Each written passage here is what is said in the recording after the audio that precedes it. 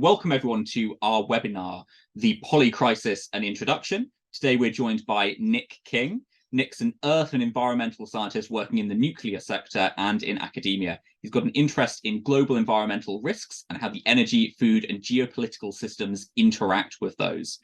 So today, Nick's going to be talking to us about the origin of the term polycrisis and its definition, the environmental, social, political, and indeed economic factors contributing to the polycrisis, and risks arising from the accumulation, interaction, and worsening of those contributory factors. He'll also tell us more about how complexity, uncertainty, and conflicting priorities are contributing to the polycrisis, how the polycrisis may play out in the future at different scales, and what realistic mitigations and responses can be expected in the future. This webinar is part of the concluding theme of our Future of ES23 Horizon Scanning and Foresight project, where we're bringing together interdisciplinary perspectives on horizon scanning from across the environment. The work is supporting the sector to manage risk, plan ahead, and work towards a better future for the environment achieved through transformative change. So all very relevant to the topic of today. In just over a month, we'll be publishing a vision statement on the future of the environmental sciences to bring all of that work together. So keep an eye out for more information on that soon. Focusing on the matter at hand, though, as always, there'll be a chance for your questions at the end of the presentation. So please do submit those in the Q&A option at the bottom of your screen at any point during the presentation, and then I'll ask those on your behalf later on. But thank you for logging in. And for now, I'm going to hand over to Nick. Good afternoon to you all, and thank you for joining me today on this webinar. I'll begin with just a little bit of background and scene setting. So, as just mentioned by Joe, my name's Nick King, and I'm an environmental scientist and member of the IES. I've got an interest in system science, large-scale risks, and the global paradigm, and this has inevitably led me to today's subject matter, which is the concept of polycrisis. So this subject area is perhaps a little bit different to many of those we've covered in these webinars recently, and this is because rather than focusing on particular environmental settings, events, trends, and risks, this concept considers all of these together at the biggest scales of time and space. So it's therefore a synthesis of many of the subject matters we've heard about previously. So in terms of content, I'll provide an overview of what this concept means, its key features, why it offers a unique perspective, and why it's potentially useful to us, and finish with some conclusions as to why this perspective may lead us to, basically. So this will hopefully provide the basis for some interesting discussion, either in this seminar or afterwards. So with no further ado, I'll make a start with some definitions. Next slide, please. Okay, so the first thing to say is that there's no singular agreed on definition of polycrisis. This slide shows three prominent attempts to draw some boundaries around the concept, presented in increasing order of complexity and wordiness. So the idea conveyed in each one is slightly different, but hopefully you'll be able to see that these definitions have some key golden threads running through each of them. Namely, the concept generally encompasses not one, but many events and crises, which occur simultaneously, or at least near simultaneously, and interact with each other. And it's these points that are the crux of the concept and may describe a multitude of environmental, geopolitical, socioeconomic, or other risks which are actively happening in the world right now or may do so in future. Because it can refer to a specific set of circumstances or the general sort of global predicament, it can be referred to interchangeably either as a polycrisis or the polycrisis. So I'll return to describe the nature and features of the concept in a couple of slides, but first I'll provide some context, history, and background to how this idea came about in the first place. Next slide, please.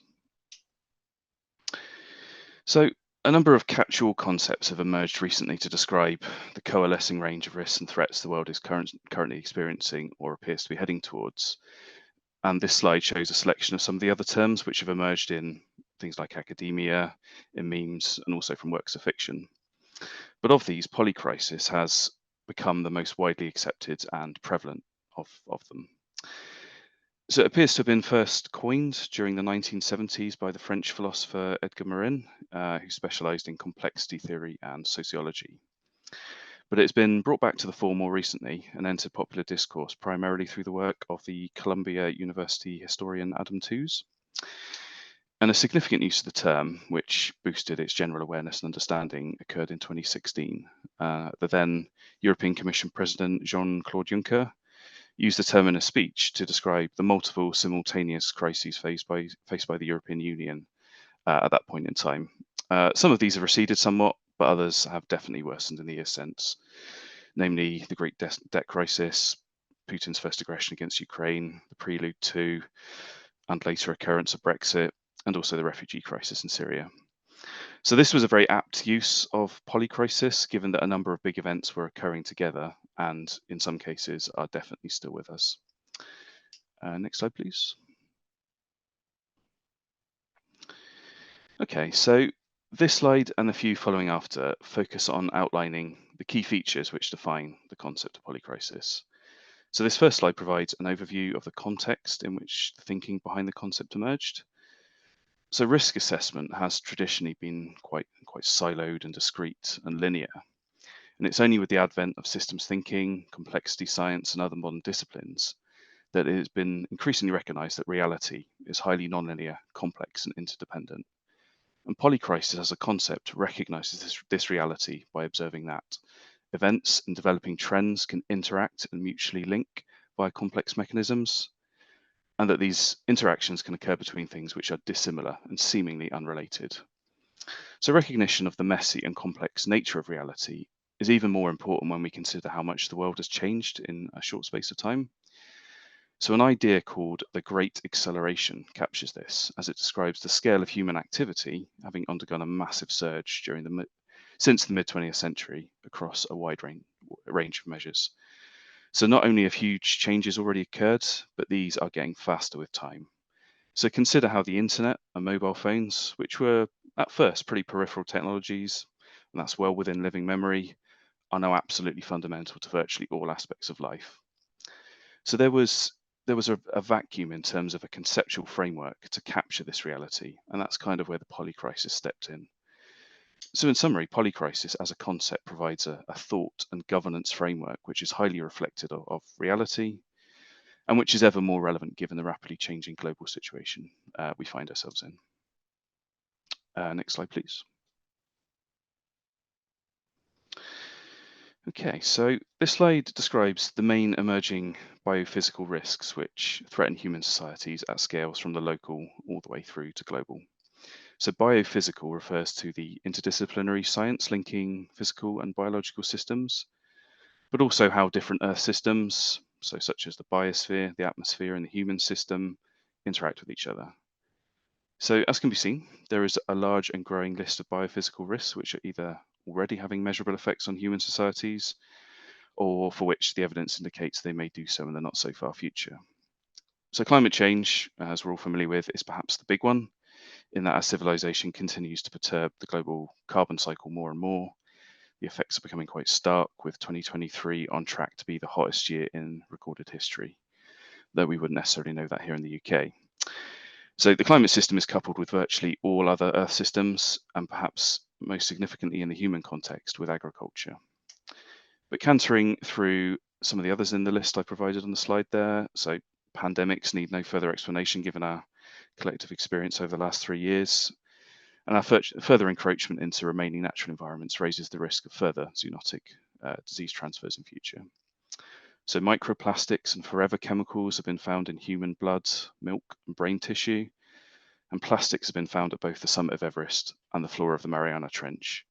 And growing pollution may be a factor in declining human fertility, which might start to become more significant in coming decades. And our various technologies generate a multitude of problems which we seek to solve with more technology, and so on. And this vicious cycle of throwing greater complexity at problems is likely to have been the root cause of collapses of societies in the past.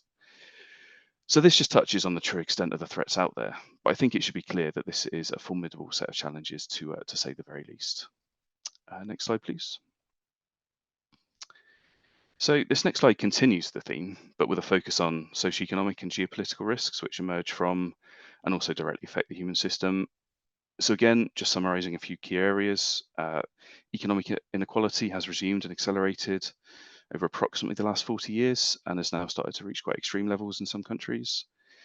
The global financial system almost collapsed in 2008 and has arguably been on life support ever since, which has seen many national economies accruing levels of debt which would have been unthinkable in previous eras.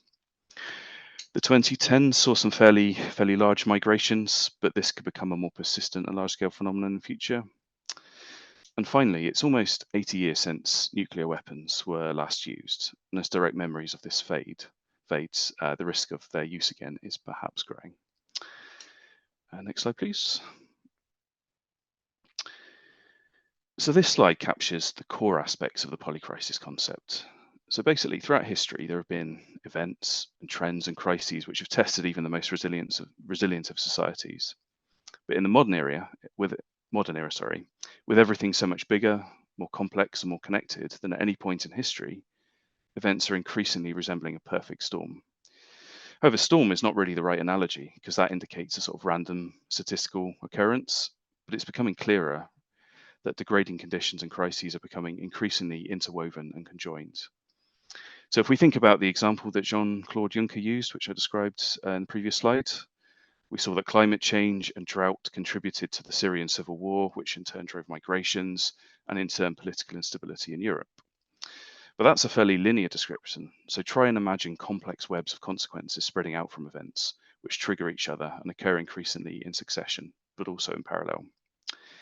So the list on the left captures some of the ways in which large-scale events appear to be increasingly interacting systemically. So key amongst these are synchronization, interdependency, feedbacks, and a tendency for things to accelerate away from direct human control and agency. So despite this being something clear at the heart of the polycrisis idea, the causal mechanisms that produce this synchronization and synergy remain quite opaque and underexplored. So the global scientific and risk community have developed understanding of certain risks, but the drivers which link up events at large scale are not fully grasped. However, it's likely that factors such as uncertainty, lack of foresight, and contradictory actions may be contributing. And in practice, this means things such as uncertainty over true environmental conditions and tragedy of the commons between countries acting as drivers. So the image I've included in this slide is from the UN's 2019 Global Assessment Report, and it quite neatly captures in visual form how disparate risks can cascade and interact, with the effects becoming more acute and egregious the further the interactions progress. So, as can be seen, certain things which seem quite far removed from each other can start to combine in terms of downstream impacts. So, for example, soil and supply chains might seem quite far apart, but if both worsen, they might start to constrain the amount of food that can be exported by countries, and that in turn creates problems for import-reliant countries. Okay, next slide, please. So now that I've outlined what the polycrisis looks at and how it synthesizes that information, it's time to ask, is the concept useful? And if so, how is it useful? So a criticism which has been leveled at it by several figures and media outlets is that it's just another catchy buzzword, which adds nothing new. But I'd contend that this isn't the case, and that it actually brings fresh perspectives along with the possibility of becoming a useful umbrella concept to bring thinking and perspectives together. So firstly, as I mentioned, it recognizes complexity, which is inherent to natural and human systems. And secondly, and most importantly, it describes the way in which multiple events can interact and generate new behaviors and outcomes. And this is the essence of complex system behavior, and anything which guides us towards that is an improvement over much existing thinking. The next category of utility might be in terms of being a rallying point which could link up policies and action. So despite great strides in interdisciplinary research and policy, the work of many scientists, thinkers, politicians, sociologists, etc., is pretty fragmented and not very well coordinated. So potentially polycrisis could become a sort of golden thread, which provides a common ground for this work to come together more effectively. And finally, polycrisis might be a useful concept for non-technical specialists to use to take an interest without having to be knowledgeable about the details. So by definition, it combines many ideas, so it might be more relatable than other previous attempts to capture the essence of messy reality. And the fact that it's already caught on so well already indicates that it has an appeal beyond just boffins. Next slide, please. Okay, so this next slide looks at an application of the concept in the form of a case study. So the World Economic Forum is one of the organizations most active in polycrisis research. And in its annual Global Risk Report, has explored many aspects of the concept. In the 2023 report, it put together a case study or scenario looking ahead at the near and medium term state of the world in terms of what risks are likely to dominate. So the 2-year look ahead resembles the current situation mostly, with cost of living remaining the key projected threat to the operation of societies in a general sense. However, the 10-year scenario, shown on the right of the image, which is labelled ominously as tomorrow's catastrophes, describes a much changed situation. In this, climate change and its consequences are predicted to be very important factors, and the effects of resource depletion are also predicted to be severe, a condition which is, of course, the later stages of cost of living problems. So the situation which is described for 2033 is therefore described as a polycrisis and would likely drive geopolitical consequences even worse than the ones we're seeing now. Next slide, please. Okay, I'll now move on to talk a bit about how we might use understanding of the polycrisis to our advantage and work to mitigate the worst potential effects. So a bit less doom and gloom, you'll be pleased to hear. The Global Risk Report that I mentioned just now, it undertakes horizon scanning and basically, projecting and looking ahead to assess how bad things could get. But it also presents a number of actions which are ready and waiting to get underway. So effective preparedness is one of the phrases it uses, and this encourages preparations to prevent things running out of control in the first place. And even better, the tendency for things to multiply can be leveraged positively, such as encouraging the use of renewable energy technologies to make them the cheapest and natural choice, thereby displacing fossil fuel-based systems. And things like investment in resilience and mitigation should aim to be as systemic as possible. For example, not just patching up existing flood defences, but building new ones which will also help biodiversity would be an example of where you could apply that. And a really key point is the timing of action. So as the old saying goes, the best time to start was 10 years ago, but the second best time is now. So the longer we leave coordinated responses to these big threats, the more difficult and less effective they become. We should also recognise some of the things that have held us back collectively, which have to be worked around and improved wherever possible. So humans are generally natural linear rather than systems thinkers, but we do have the tools to understand systems, or at least partially understand them, and we should definitely use them more widely. Also, modern societies seem locked into a termist trap, which we must break out of. And some older societies could certainly teach us a lot about this. Also, there has been some innovative thinking recently in terms of what we might start to do differently. So several ideas revolve around reining in consumption in the rich world to give developing countries more room to break out of poverty. Other ideas go further than that and propose more fundamental rethinks of economies and societies, such as resetting the aim of economies away from seeking endless growth, an idea called degrowth, and the horror this causes amongst orthodox economists is certainly interesting. And the final bullet about geoengineering stands on its own in that it would be a reactive and technical response to climate change. It would certainly be radical, but if there's one thing the polycrisis idea tells us, it's that something like geoengineering has the potential to cause unintended consequences.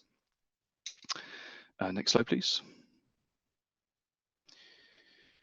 So this slide continues this theme, but looks at what might be done at more local and personal level.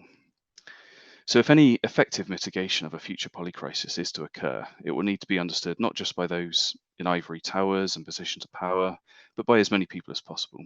As I said earlier, the concept can be quite amenable to that, at least it seems to be so far. So therefore, getting it out to as many people is likely to be one of the first battles. General understanding of some key risks has grown in recent years. So protest groups, whether you love or loathe them, have undoubtedly brought the conversation about climate change, the role of government and business in the current predicament to the fore. And media figures, so notably David Attenborough and his ever popular nature documentaries, have made plastic pollution the environmental crisis, which has potentially the greatest level of awareness amongst the public, which is likely due to its highly visible nature. So there is therefore a solid base of understanding of the worsening state of the world growing out there, but promoting this idea of things interlinking in the form of polycrisis is perhaps the big challenge. We've made some progress to date, but it must accelerate as time is not on our side. Next slide, please. Okay, well, this is my final slide, and this contains a list of the organisations think tanks, initiatives, and others which are most active in the field of polycrisis research. Some of them are quite academic and arcane in nature, but others are intended to be very accessible, even make getting into this area fun, or at least informative. And I'd encourage anyone with an interest to take a look and get word out about the work they do. And just as a final note, I've put the Earthrise photograph here in this slide, not only because it's one of the foundational images of the environmental movement, but also because it hints at renewal and new beginnings, which I think awareness of the polycrisis might be able to bring. Okay, next slide, please. So that's it from me. So if we have time, I'd be happy to try and answer any questions people might have. Amazing, thank you, Nick. And absolutely, we'll go to questions now. But thank you first. It was a really interesting webinar, and I think you were absolutely right at the start that it really was a synthesis, wasn't it? It brings together so many of those critical themes that we deal with on a day-to-day basis, and I think in particular was an excellent overview, bringing us right down from the conceptual and the definitional level to the biophysical sources, and then all the way down into some of those practical consequences of polycrisis in terms of risk, and then a little bit about how it can help us think as well. I know we've got quite a few interesting questions coming in already, so we're going to hop right into that. But attendees, please do remember, if you do have any further questions, please continue to pop those in the Q&A box, and I'll fish those out and put them to Nick directly. But Nick, I think I might be cheeky and start by taking the chair's prerogative and ask you one of my own questions, thinking specifically about tomorrow's catastrophes and that view to risk. I wonder if you could delve a little deeper into what it would look like for us to have systemic resilience and perhaps adaptation to some of these cascading risks and interlinking drivers of degradation. What might that kind of adaptation or resilience look like, do you think? Well, that's the big question, and I think, as I mentioned, it's about kind of building that resilience as early as possible. But the nature of polycrisis means they kind of develop, I think, sort of beyond your control, and they develop where you haven't built that resilience in. So it's kind of like the horse may have bolted in some cases. So, for example, the way that climate change is kind of manifesting now, we've had this year of extreme weather. So we could say the mitigation we should have done was emit less carbon 30, 40, 50 years ago, but that horse has bolted, it's done now. So what do we do about the situation we find ourselves in now? I think an example of where the international community did respond in a good way to emerging sort of environmental and geopolitical risks was the deal that was struck with Russia and the rest of the world in ensuring that grain exports from Ukraine could continue despite the war. So that's an example of where the system was kept going. There was a recognition that if the grains, those sort of grain exports couldn't make it to port and couldn't be exported to the countries that need it, it would likely cascade. Those countries would then have to seek supplies from elsewhere.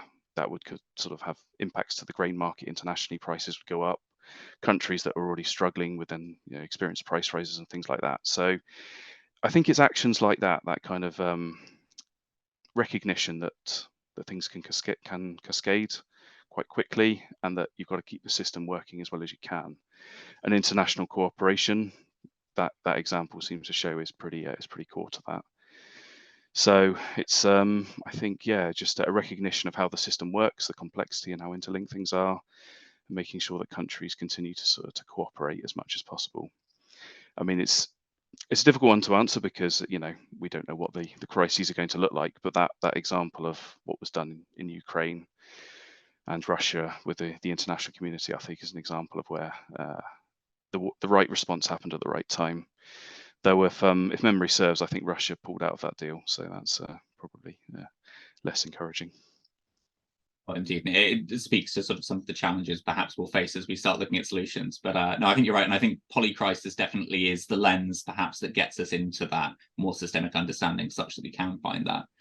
It also leads us, I suppose, into the question that Maria's just posted in the chat box, which is, I suppose, one stage beyond that. If we're talking about resilience to these questions, Maria's question goes one stage further towards solutions, asking what would be the best way to find a holistic solution to the polycrisis, given that there are different crises happening at the same time, which some of which might be different or indeed interlinking with one another.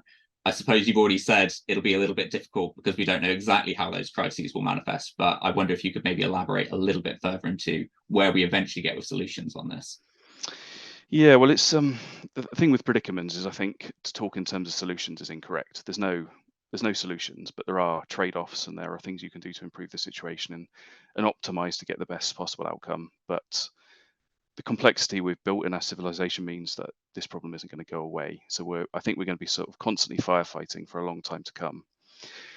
But as close as we can get to a solution, I think relies on systems thinking. So I'm a great evangelist of this, and I think there's not enough systems thinking in the world by a country mile. It should be part of the education system. It should be in the curriculum, sort of building that understanding of what it means, because it's a sort of a very hard scientific discipline, but there's also ways it can be described much more conceptually, which I think would be, is how we should start teaching children from a young age. But anyway, yeah, systems thinking as a kind of a general tool for helping us manage these problems, I think, is essential. So at the moment, there are communities of academics, of scientists out there doing it. Some of those organizations I put in my slide there are examples of people doing it, but there's a massive gap between those people doing that great work and our politicians and our policymakers. I don't think there's much translation of systems thinking into practical policy making. I don't think many commercial organizations, companies use it either. So somehow we've got to bridge that gap, and we've got to make systems thinking where we naturally go, because at the moment we tend to think in these very sort of linear chains. And I mean that collectively, not picking any individuals, but I think it's just a sort of an endemic feature of the way societies and global civilization at the larger scale works at the moment. So those organizations, those academic departments, all of them that have these great tools and approaches, using things like system dynamics modeling, people need to start listening to them, and they need to be champions. They need to be the people that we recognize, like David Attenborough, who incidentally is, I think, a pretty good systems thinker, even if he does it subtly. They need to be the kind of the heroes of the way our societies work. So yeah, maybe start talking about them. Definitely. No, I think you're absolutely right, Nick. And that systems thinking element is really important. We've had actually a question in the chat box asking if there are any resources that you'd recommend for those looking for introductions to systems thinking. I think the systems thinker tends to be quite a good set of resources for the technical tools. But I wonder if you might have any more resources for people who are trying to get their first look into systems thinking. That's a good question. I think some of the ones I listed on my slide there are probably a good way in. The Post-Carbon Institute is it's an institute based in the States that they do a lot of systems thinking kind of publications. They got a podcast which is a really good listen. It's called Crazy Town, and it's designed to be very accessible. It's three guys just kind of chatting, making jokes about things. So it's definitely not a send you to sleep kind of podcast. So I'd recommend that as maybe an entry level kind of thing to get you into the idea of systems thinking. Maybe also if anyone's up for a bit of a bigger read, the Limits to Growth report is kind of the foundational document of systems thinking. It was published in the early 70s, and if I think if policymakers and governments and so on had listened to that report when it was first published, I don't think we'd be having this conversation about polycrisis, because we'd have done things very differently. But looking back, it's a very interesting read, and its messages are still very relevant. Definitely true. So I've got a couple more questions on solutions before we move back to a more general approach to it. The first one, I'll give you these two together, because the first one from Marzan is more of a comment, really, which is that possible solutions lists should also include sustainable development, which was on both local and international agendas for dozens of years since last century, including the UN and also many regional initiatives. So that's one suggestion of maybe thinking about sustainable development and maybe even the SDGs as part of the way we look at solutions. But then we also have a question from Iris, picking up on, I suppose, following on from that systems literacy conversation. How much weight would you give to personal action within the big picture of global problems, as many small acts, Iris thinks, can potentially make a big difference? So a question there about the personal level, how much of that, but then also that framing from Marzan about sustainable development. Yeah.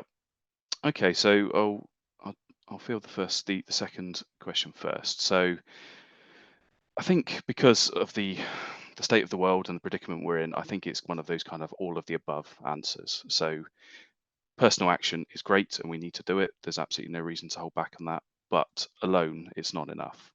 So people trying to reduce the amount of plastic straws they use, just to pick a random example, that's good. But when scaled up to the scale of the whole globe, that's not really going to make much of a difference. So people should undertake personal actions and take responsibility for what they do, but that has to be coupled with the big scale changes as well. So certain structural elements of the way that governments and economies work just kibosh any personal changes we can make. For example, the subsidies for fossil fuels that governments pay annually are in the, well, I don't want to make up a figure or try and mislead anyone, but it's a very large number.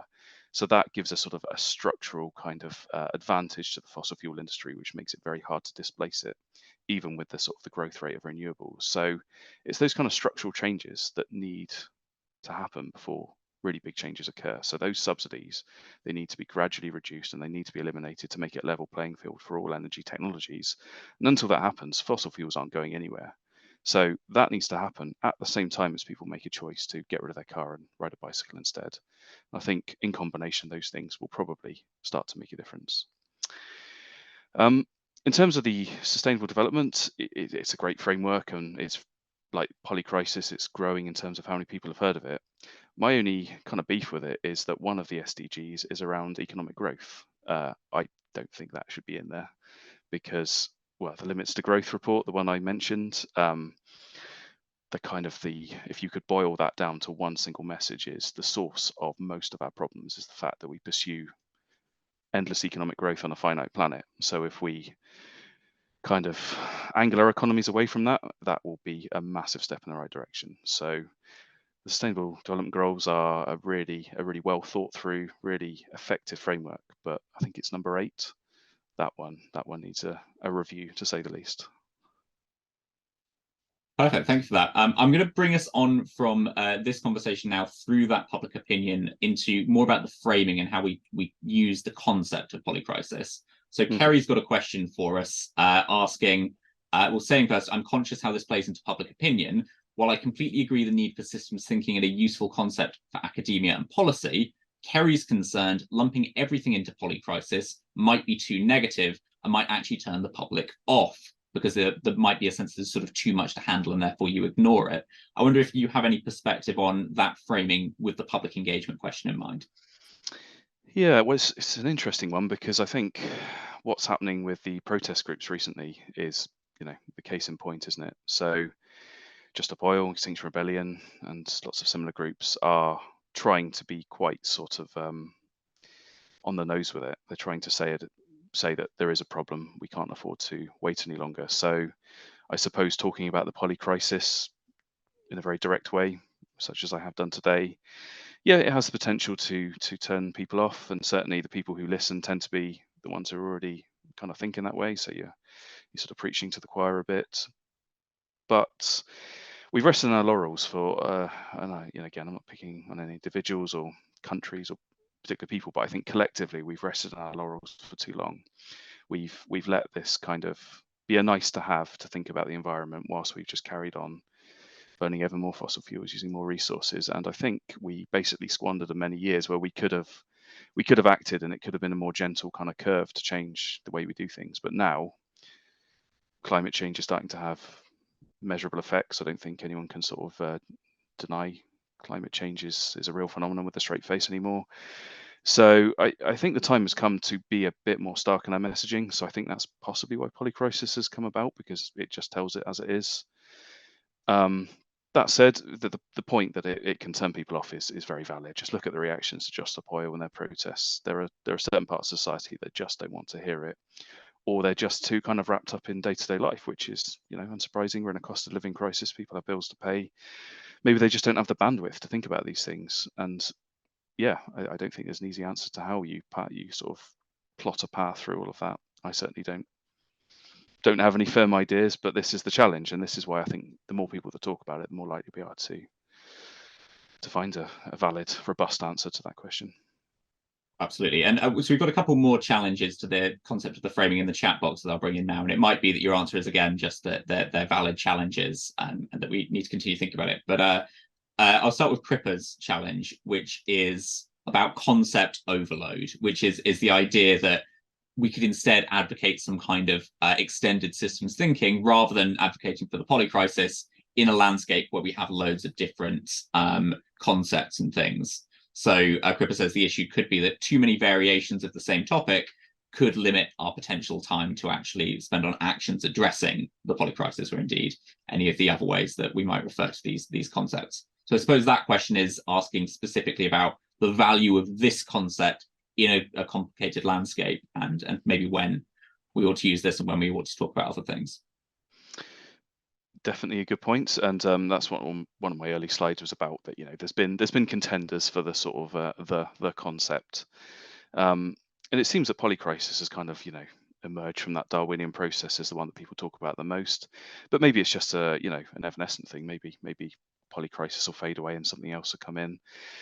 But yeah, I agree that there's lots of buzzwords out there, and some people have criticised the polycrisis for being one of those. It's just another catchy term, especially in the age of the internet. Memes kind of fade in and out. So yeah, possibly it's just another sort of another buzzword. But I think there has to be a concept that captures it, because a concept that kind of gathers together complexity and puts it into a simple, understandable phrase reaches a lot more people than starting to talk about system dynamics modeling or whatever. That's just, people just tune, a certain proportion of people will always just tune out when they hear stuff like that, or anything that's got any maths or scientific concepts in it. They just turn off. So I think polycrisis kind of, or equivalent, should one emerge in future, is a way to kind of get everyone a bit interested. So I think it's emerged as the kind of the forerunner for a good reason, that it seems to roll off the tongue nicely. People kind of instinctively get what it's about, and that's why it's kind of out there in the internet, been talked about a lot. But I do take the point that concept overload is a thing, especially in this day and age when with Twitter and all the social media outlets just bombarding us with a lot of junk. So Sure. I hope as a concept it sticks around, because I think it's sort of it hits the right buttons. Well, I think you've given it a very robust defense, certainly. I'm going to give you one more question about the framing. I do want to move back into some of the sort of framework level systems questions we've got, because I think those are really interesting. But I want to give you David's question first off to finish us on the framing, which is about finance. David's saying what we need is to stimulate the flow of money to make change happen. So task force for climate or nature-related financial disclosures are the kinds of frameworks which are stimulating funding and indeed systems thinking. In David's example is the UK water sector, I think also probably quite a bit more broadly than that. How can we combine these ideas to address polycrisis? So maybe there's something in the framing there about how polycrisis ties into this more complicated world of finance and business disclosures and these sorts of things. Yes, well, obviously, our economy, our entire sort of way of doing things is highly financialized. So if we're going to make change, it has to be driven by that way. But I'm really stepping outside of my kind of area of my zone of comfort there. It's not something I hold much knowledge about. I think the only thing I can comment on is the success of financial instruments in driving the explosion of renewables technologies. The rates of growth we've seen in many countries has been down to the way that governments have incentivized the installation of technologies, which has brought about economies of scales and things like that. So replicating that in different ways, if that success is anything to go by, could be a really powerful way of doing it. And something I did mention in one of my slides was about leveraging kind of multiplication effects positively. I think that's kind of what I was saying there, that if we can use finance to drive those sorts of things, I think that's a real driver of change. But I couldn't comment on the details, unfortunately. No, that's fine. I think you've already given us a really good response there. I want to bring us back into some of those more complicated systems comments, though, before we wrap up. We've got a question in chat in the Q&A box from Adam. How much work's been done on unique tipping points that could arise within a polycrisis framework that might not meet the threshold of a tipping point when looked at within a more constrained framework? And I suppose the inverse of this question is, when we're looking at sort of complexity, how can we also gain an understanding of these more esoteric and specific risks of sort of associated with the cascading polycrisis, which is by definition highly complex? So how can it catch things that might not otherwise be caught, but how might it also obscure things within its sort of fractal complexity? Or I suppose the two sides to this. Yeah. So from what I understand of system science is that tipping points are inherently very, very difficult to sort of discern where they occur in systems.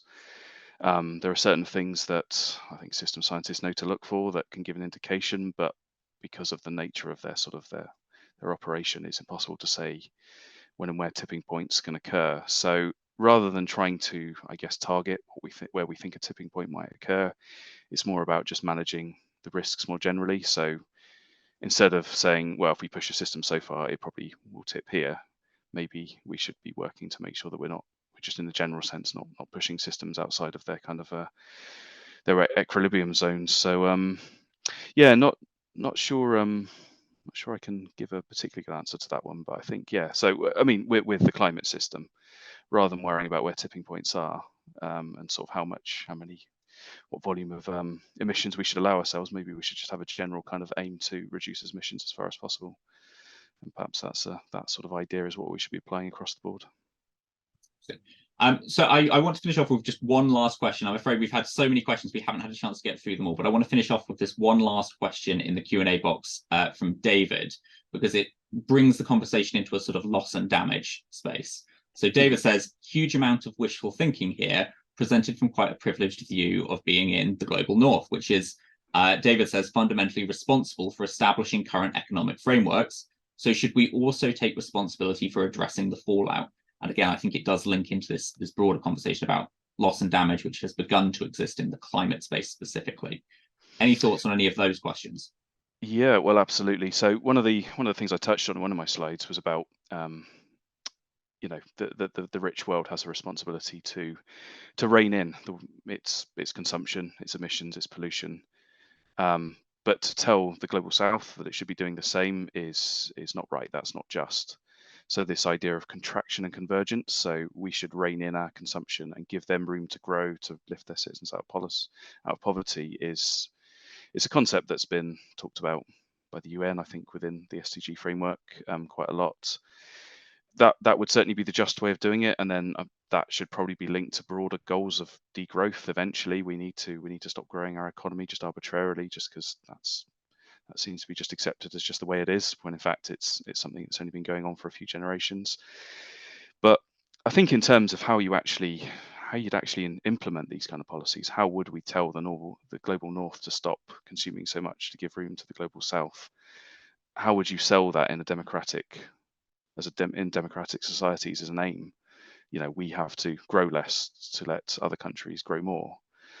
Well, there's a big challenge there. I wouldn't even know where to start to suggest that. But from a purely justice point of view, absolutely, I think the global north, it owes it to the global south and the world more generally to take responsibility for a couple of centuries of emissions and consumption.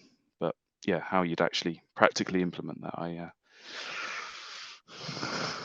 Conversation for another day, perhaps. Answers on a postcard, please. Yeah, I don't know. Yeah, another day, definitely. Well, I'm afraid that's all we've got time for, but thank you again, Nick, for presenting what was a really fantastic presentation. It was definitely incited a lot of lively discussion in both the chat box and the Q&A function. Sorry we couldn't get to all of your questions. If you do want to pick up on some of those other questions, particularly I see ones around food security, around population increase as well, subscribe to the IES YouTube channel, because this video will be posted on there. You'll be able to continue the debate in comments down below. For now, though, that's it from us for today. Attendees, thank you for logging in. I hope you found the webinar both beneficial and informative. Don't forget to record your attendance at the webinar in our IES CPD tool, which you can do by logging into the members area on our website. The webinar has been recorded, and as I say, it will be made available on the IES website and YouTube channels. If you are watching the recording on YouTube right now in the future, please subscribe to our channel, like the video, and hit the bell to gain notifications of new content.